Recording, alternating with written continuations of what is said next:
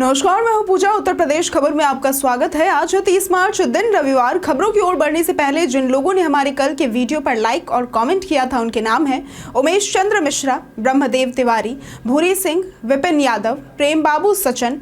इनके लिए special thanks जिन्होंने कॉमेंट किया। अब एक नजर सुर्खियों पर। उत्तर प्रदेश में खुले रहेंगे 30-31 मार्च को बिजली कार्यालय। यूपी में ईद रामनवमी के बाद आईपीएस अफसरों के बड़े पैमाने पर ट्रांसफर। कानपुर में कूड़ा निस्तारण प्लांट से 17 साल पुराना कूड़ा हटेगा, नई योजना शुरू। अमरनाथ यात्रा के लिए 14 अप्रैल से शुरू होगा प्री रजिस्ट्रेशन। परिषदीय विद्यालयों में कक्षा 1 में प्रवेश की नई नीति।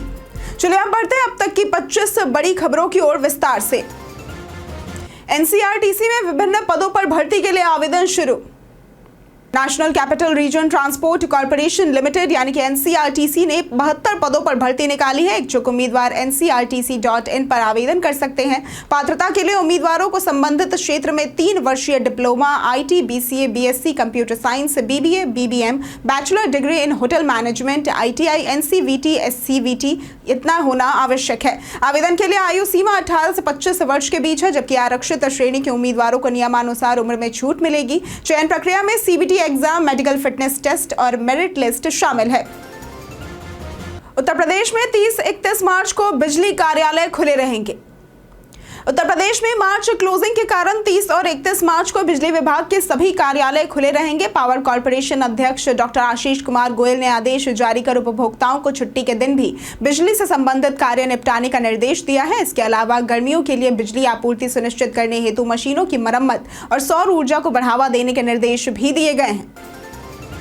उत्तर प्रदेश बर्थडे स्पेशल में बात होगी अभिषेक चौबे की। आज के दिन वर्ष 1977 में उत्तर प्रदेश के अयोध्या में अभिषेक चौबे का जन्म हुआ था। ये एक भारतीय निर्देशक, पटकथा लेखक और फिल्म निर्माता हैं। इनकी प्रसिद्ध फिल्मोग्राफी में सोन चिरैया, चंबल की, उड़ता पंजाब, इश्कियां, मकड़ी, ओमकारा, रात अकेली है इत्यादि शामिल है। इनके सराहनीय कार्यों के लिए इन्हें 8वां आईफा पुरस्कार, स्क्रीन पुरस्कार, स्टारडस्ट पुरस्कार इत्यादि शामिल है। यूपी में ईद और रामनवमी के बाद आईपीएस अफसरों के बड़े पैमाने पर ट्रांसफर। उत्तर प्रदेश में ईद रामनवमी के बाद आईपीएस अफसरों के बड़े पैमाने पर ट्रांसफर होने की संभावना है, जिसमें 12 जिलों के पुलिस कप्तान और पुलिस कमिश्नर को नई जिम्मेदारी मिल सकती है। मुख्यमंत्री चाहते हैं कि त्योहारों से पहले कोई बड़ा बदलाव ना हो। कई अफसरों को प्रमोशन के बाद नई तैनाती का इंतजार है। मई और जून में बड़े अधिकारियों का रिटायरमेंट होने से खाली पदों को भरने में चुनौती सामने आएगी। गर्मी से बचाव के लिए यूपी में प्रशासन की तैयारियां।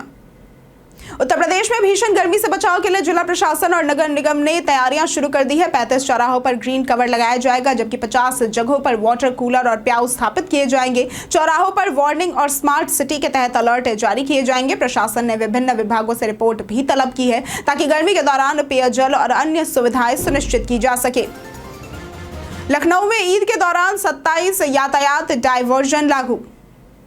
ईद उल फितर के मद्देनजर लखनऊ में 30 मार्च से 31 मार्च तक 27 डायवर्जन लागू रहेंगे। पुराने लखनऊ के पक्का पुल और लाल पुल पर सबसे अधिक डायवर्जन होंगे। सीतापुर रोड, हरदोई रोड और अन्य प्रमुख मार्गों पर यातायात में बदलाव किए गए हैं। वाहन कोई प्रमुख चौराहों से डायवर्ट होंगे और यातायात को नए मार्गों से चलाने की व्यवस्था की गई है, ताकि ईद की नमाज के दौरान सुगम आवागमन सुनिश्चित हो सके। कानपुर में कूड़ा निस्तारण प्लांट से 17 साल पुराना कूड़ा हटेगा, नई योजना शुरू। कानपुर के पनकी स्थित कूड़ा निस्तारण प्लांट में 17 साल से जमे 12 लाख मीट्रिक टन कूड़े का निस्तारण 10 अप्रैल से शुरू होगा। नगर निगम ने 45 करोड़ रुपए का ठेका दिया है। इससे आसपास के गांवों और न्यू ट्रांसपोर्ट नगर को बदबू और प्रदूषण से राहत मिलेगी। खाली जगह पर पार्क या मियावाकी पद्धति से मिनी जंगल बनाया जाएगा। आईआईटी कानपुर निस्तारण की निगरानी करेगा।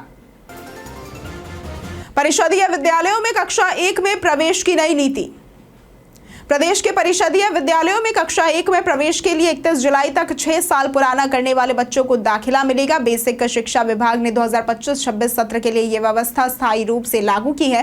पहले राष्ट्रीय शिक्षा नीति 2020 के तहत 1 अप्रैल को 6 साल पूरा करने वाले बच्चों का ही नामांकन किया जाता था, लेकिन अब यह व्यवस्था बदल दी गई है, जिससे शिक्षकों को नामांकन में राहत मिलेगी। अमरनाथ यात्रा के लिए 14 अप्रैल से शुरू होगा प्री रजिस्ट्रेशन।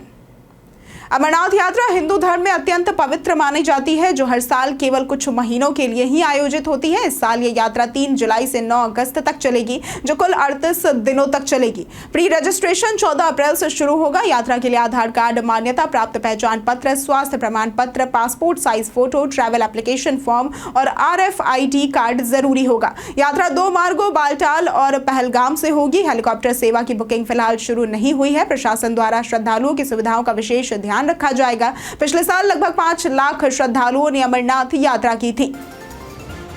पछुआ हवाओं से किसानों की फसलें जलकर राख, कई स्थानों पर आग की घटनाएं। पछुआ हवाओं के कारण 4 दर्जन से अधिक किसानों की गेहूं की फसल जल गई। बांसगांव, चौरी चौरा, पीपीगंज, सिकरीगंज, गगहा और गोला में आग लगी, जिसमें 36 एकड़ 85 बीघा फसल नष्ट हो गए। आग बिजली के तारों से निकली चिंगारी या फिर शॉर्ट सर्किट के कारण लगी है। ग्रामीणों और फायर ब्रिगेड ने मिलकर आग पर काबू पाया, लेकिन कई जगहों पर फायर ब्रिगेड समय पर नहीं पहुंच सकी। वन क्षेत्र में भी आग से पेड़ झुलस गए हैं। चैत्र नवरात्र 2025 विशेष योग और शुभ मुहूर्त। चैत्र नवरात्र आज से 6 अप्रैल तक मनाए जाएंगे। इस बार नवरात्र में 5 विशेष योग बन रहे हैं, जैसे सर्वार्थ सिद्ध, इंद्र, बुध, आदित्य और लक्ष्मी नारायण, जो इसे विशेष फलदायक बनाएंगे। घट स्थापना के लिए शुभ मुहूर्त 3:58 से 5:31 तक, 5:31 से 6:58 पर, 8:35 से 10:32 पर और 10:32 से 12:46 तक रहेगा। यह समय विशेष रूप से सुख समृद्धि के लिए उपयुक्त है। अंबेडकर विश्वविद्यालय ने सम सेमेस्टर परीक्षाओं का कार्यक्रम किया जारी। डॉक्टर भीमराव अंबेडकर विश्वविद्यालय ने सम सेमेस्टर परीक्षाओं का कार्यक्रम जारी किया है, जिसमें BA, BSc, BCom, MA, MSc और MCom के छात्र शामिल होंगे। परीक्षा कार्यक्रम में पाली और अंतराल बताया गया है और छात्रों से 4 अप्रैल तक आपत्तियां भेजने की अपील की गई है। परीक्षा नियंत्रक डॉक्टर ओम प्रकाश ने बताया कि यदि किसी छात्र के प्रश्न पत्र एक ही पाली में है या कोई विसंगति हो तो उसे दर्ज कराया जा सकता है। 1 अप्रैल से वाराणसी में कई बदलाव, टोल टैक्स, वाहन दाम और करों में वृद्धि। 1 अप्रैल से वाराणसी में टोल टैक्स दरें 4 से 5% तक बढ़ जाएंगी। खासकर लाला नगर और डाफी टोल प्लाजा पर नगर निगम गृहकर, जलकर और सीवर कर को एक ही पर्ची पर भेजेगा। वाहनों के दाम भी 2 से 3% तक बढ़ेंगे, क्योंकि लोहे की कीमतें बढ़ रही हैं। साथ ही बगैर सत्यापन वाले चालक ई रिक्शा और ऑटो नहीं चला सकेंगे और पुलिस अभियान चलाकर सत्यापन चेक करेगी। पॉल्यूशन सर्टिफिकेट में मांगे जाते हैं अधिक पैसे, ऐसे करें शिकायत। अगर पॉल्यूशन सर्टिफिकेट बनवाने के लिए अधिक पैसे मांगे जाते हैं तो आप शिकायत दर्ज कर सकते हैं। इसके लिए आपको सबसे पहले राज्य परिवहन विभाग की आधिकारिक वेबसाइट पर जाना होगा। इसके अलावा आप भारत सरकार की परिवहन वेबसाइट पर भी शिकायत कर सकते हैं। इसके साथ ही आप अपने नजदीकी RTO दफ्तर या फिर लोकल पुलिस स्टेशन में भी शिकायत दर्ज करवा सकते हैं। यदि आपकी शिकायत सही पाई जाती है तो संबंधित केंद्र पर कार्रवाई की जाएगी। उत्तर प्रदेश में मौसम का उतार चढ़ाव, गर्मी बढ़ने की संभावना। उत्तर प्रदेश में पश्चिमी और पूर्वी भारत के विक्षोभों के कारण मौसम अनिश्चित बना हुआ है। आज का मौसम साफ रहने की संभावना है, लेकिन कई जिलों में गर्मी और धूल भरी हवाएं चलेंगी। प्रदेश के कई हिस्सों में तापमान 40 डिग्री सेल्सियस के पार पहुंच गया है और अगले 48 घंटों में तापमान में वृद्धि हो सकती है। डमी स्कूलों में नामांकन पर CBSE लगाएगी रोक। CBSE ने स्पष्ट किया है कि जिन बच्चों ने डमी स्कूलों में नामांकन लिया है, जिसमें छात्र केवल नामांकन के लिए एडमिशन लेते हैं और रेगुलर स्कूल में नहीं जाते, उन्हें कक्षा 12वीं की बोर्ड परीक्षा में बैठने की अनुमति नहीं दी जाएगी। ऐसे छात्रों को कोटा, दिल्ली, यूपी, बिहार जैसे क्षेत्रों में प्रवेश के लिए डमी स्कूलों का सहारा लेने पर रोक लगेगी। बोर्ड ने यह निर्णय शैक्षिक गुणवत्ता और पारदर्शिता सुनिश्चित करने के लिए लिया है। अगले शैक्षणिक सत्र से 75% उपस्थिति अनिवार्य होगी और चिकित्सा, आपातकाल या खेल प्रतिस्पर्धाओं जैसे विशिष्ट परिस्थितियों में 25% की छूट दी जाएगी। CBSE के गवर्निंग बोर्ड की हालिया बैठक में इस मुद्दे पर चर्चा हुई, जिसमें सिफारिश की गई कि इस नियम को शैक्षणिक सेशन वर्ष 2025-26 से लागू किया जाए। फ्रेंड्स टैब से फेसबुक अनुभव होगा बेहतर। फेसबुक ने अपने प्लेटफॉर्म पर नया फ्रेंड्स टैब लॉन्च किया है, जो यूजर्स को उनके दोस्तों की स्टोरी, रील्स, पोस्ट, बर्थडे और अन्य एक्टिविटी को एक ही जगह पर देखने का मौका देगा। इससे यूजर्स को अलग अलग टैब्स में नेविगेट करने की जरूरत नहीं पड़ेगी। ये फीचर इंस्टाग्राम के फॉलोइंग और क्लोज फ्रेंड्स फीड जैसा है, जिसमें केवल आपकी फ्रेंड लिस्ट के लोग ही दिखेंगे। इसे होम फीड में पिन किया जा सकता है। फिलहाल ये नया टैब केवल कनाडा और अमेरिका में उपलब्ध है, लेकिन जल्द ही अन्य क्षेत्रों में भी रोल आउट हो सकता है। शुवार्ट्ज विश्वविद्यालय ने 10 विभाग बंद करने का लिया निर्णय। उत्तर प्रदेश के सैम हिगिनबॉटम यूनिवर्सिटी कृषि प्रौद्योगिकी एवं विज्ञान विश्वविद्यालय यानी कि श्वार्ट्स ने वित्तीय संकट के कारण 10 विभागों को बंद करने का निर्णय लिया है। 1 जुलाई 2025 से ये विभाग समाप्त होंगे और इन विभागों में कार्यरत 53 शिक्षकों की सेवाएं समाप्त कर दी जाएंगी। विश्वविद्यालय प्रशासन ने इस निर्णय को आर्थिक मंदी और संकट के मद्देनजर लिया है। शिक्षकों का 1 वर्ष का वेतन भी बैकलॉग में है। आईपीएल 2025 पर्पल और ऑरेंज कैप की रेस में बदलाव।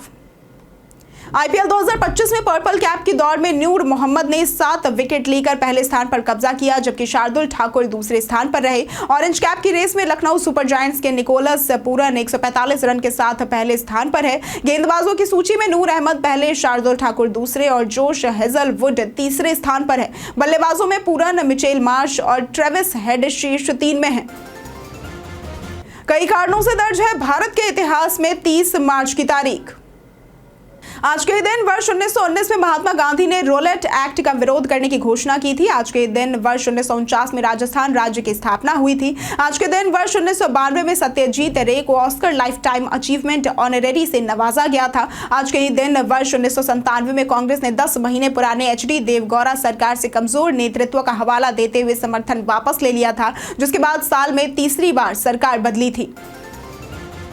शेयर बाजार गिरावट के साथ बंद, एफएमसीजी शेयर हुआ मजबूत।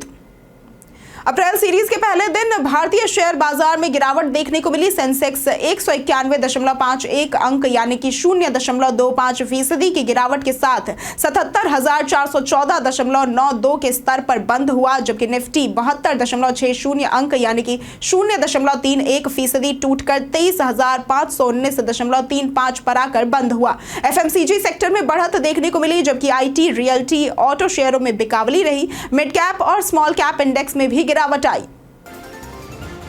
इमरान मसूद का बयान, नफरत नहीं मोहब्बत का रंग फैलाना चाहिए।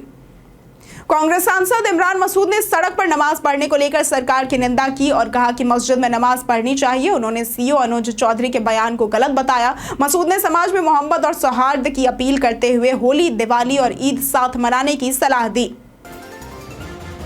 संत प्रेमानंद का जन्मोत्सव, श्रद्धालुओं का उमड़ा हुजूम। संत प्रेमानंद का 5 दिवसीय जन्मोत्सव वृंदावन में धूमधाम से मनाया जा रहा है, जहां लाखों श्रद्धालु भाग लेने पहुंचे हैं। भक्त रात की पदयात्रा में संत के दर्शन कर बधाई दे रहे हैं। ढोल की धुन और जयकारों के बीच राधा केली कुंज में धार्मिक आयोजन जारी है। आज भी यहां विभिन्न प्रांतों के श्रद्धालुओं को प्रवेश मिलेगा। मेरठ में सर्किल रेट में 20 से 30% बढ़ोतरी की तैयारी। मेरठ जनपद में 3 साल बाद संपत्तियों के सर्किल रेट में 20 से 30% तक वृद्धि की योजना बनाई जा रही है। विकास योजनाओं और बढ़ते संपत्ति मूल्यों के कारण रजिस्ट्री अधिकारी ये प्रस्ताव तैयार कर रहे हैं। अप्रैल के पहले सप्ताह में जनता से आपत्तियां मांगी जाएंगी और नए सर्किल रेट अप्रैल के अंत तक लागू हो सकते हैं। इससे स्टैंप शुल्क की वसूली में भी बड़ी वृद्धि होने की संभावना है। मैहर स्टेशन पर नवरात्रि में 18 ट्रेनों को मिलेगा 5 मिनट का ठहराव। नवरात्रि के दौरान मैहर मां के दर्शन के लिए आने वाले यात्रियों के लिए रेलवे प्रशासन ने 18 ट्रेनों को मैहर स्टेशन पर 5 मिनट का ठहराव देने का निर्णय लिया है। ये ट्रेनें विशेष रूप से 29 मार्च से 12 अप्रैल के बीच निर्धारित समय से चलेंगी। इस दौरान लोकमान्य तिलक, पुणे, गोरखपुर, छपरा और अन्य प्रमुख मार्गों की ट्रेनों को ठहराव मिलेगा। इसी के साथ बढ़ते हैं आज के सवाल की ओर। आज का सवाल है, क्या आप सरकारी सुविधाओं का लाभ ले रहे हैं? आप अपना जवाब हमें हमारे कमेंट सेक्शन में लिखकर जरूर बताएं। आज के लिए सिर्फ इतना ही। उत्तर प्रदेश की तमाम खबरों के साथ बने रहने के लिए देखते रहे डेली यूपी, और साथ ही अगर आप यूट्यूब चैनल पर देख रहे हैं तो चैनल को सब्सक्राइब करें, और अगर आप फेसबुक पेज पर देख रहे हैं तो लाइक और फॉलो जरूर करें।